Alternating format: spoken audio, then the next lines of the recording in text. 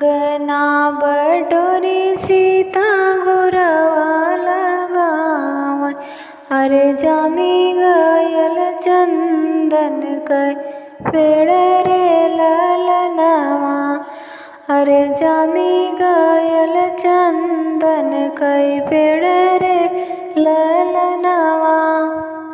पेड़वा कटाई स्वामी डोलिया बनवाए। अरे चला चली हमारा के देश रे ललनवा।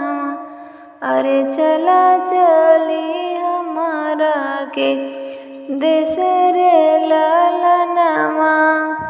कैसे चली प्रभु तोहरे ही सतवा।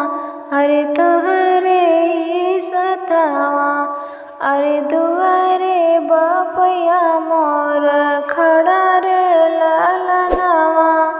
अरे दुआरे बापया मोर खड़ा रे ललनवा। अंगना बटोरी सीता गुरवा लगावे।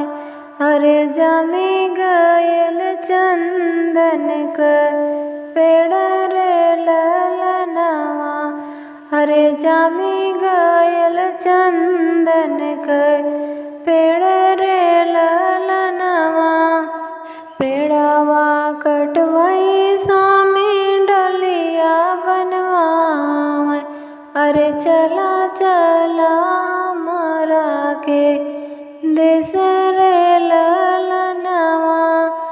अरे चला चला हमारा के देश रे ललनवा। कैसे चली स्वामी तोहरे ही सतवा। अरे तोहरे ही देशवा। अरे दुआरे